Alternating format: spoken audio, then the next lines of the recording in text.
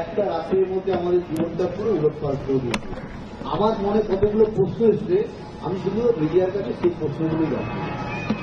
প্রশ্ন এক, জিনিস আমরা এখন জানতে পারছি আর্থিকর যে আউটপোস্ট আছে তারা 10 মিনিটে আমার মেয়ের এইরকম পরিণতির খবর পায়, কিন্তু তারপরেও কিন্তু ওরা কোনো আমার মেয়ের কোনো শারীরিক পরীক্ষা করেনি, যেটা তাদের প্রথম কাজ ছিল সেটা কিছু করেনি।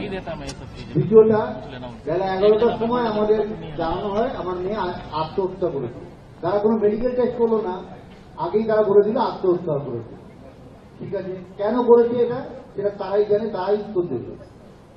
আমাদের মেয়েকে দেখতে আমরা যখন হসপিটালে আসি 12:10 আমার সেই মেয়ের মুখ দেখতে 3 ঘন্টা 3.5 ঘন্টা ওই সেমিনার হলের বাইরে আমাদের বসিয়ে রাখা হয়, এবং মেয়ের মা মানে অভয়ের মা পুলিশের হাতে পায়ে ধরতে শুরু করে। ভেতরে তখন লোকজন ঘোরাঘুরি করছে, আমাদের কিন্তু ভেতরে ঢুকতে পারছে। এটা কি কারণে?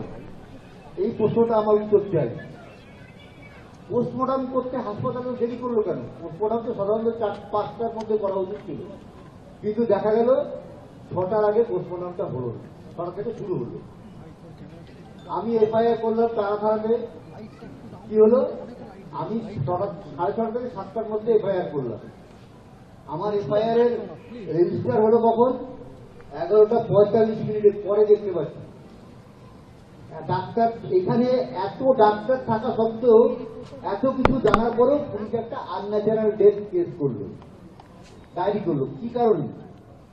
হাসপাতাল কর্তৃপক্ষ, পুলিশ কেউ এফআইআর করলো না, যেটা সবার আগে দরকার ছিল, করেনি। 12টা থেকে বিকাল 7টা পর্যন্ত আমরা এই আর্থিকর হসপিটালের কর্মীদের ছিলাম, কিন্তু হাসপাতাল কর্তৃপক্ষ এবং ঊর্ধ্বতন কর্তৃপক্ষ কেউ আমাদের সঙ্গে কি কথাও বলেনি। আমরা দেহ রেখে দিতে চেয়েছিলাম, আমরা দেহটা রেখে দিতে চেয়েছিলাম, কিন্তু যে কোনো এত প্রেশার আমাদের তৈরি করা হয়েছিল সেই সময়। আমরা টালা থানায় গেছিলাম, টালা থানার সামনে আমরা 1 ঘন্টার উপরে বসেছিলাম। 3 থেকে 400 পুলিশ আমাদের ঘিরে, যেখানে একটা এমন পরিস্থিতি তৈরি করে আমরা বাড়িতে গিয়ে 400 পুলিশ আমার বাড়ির সামনে ব্যারিকেড করে দাঁড়িয়ে আছে, কিন্তু এমন অবস্থায়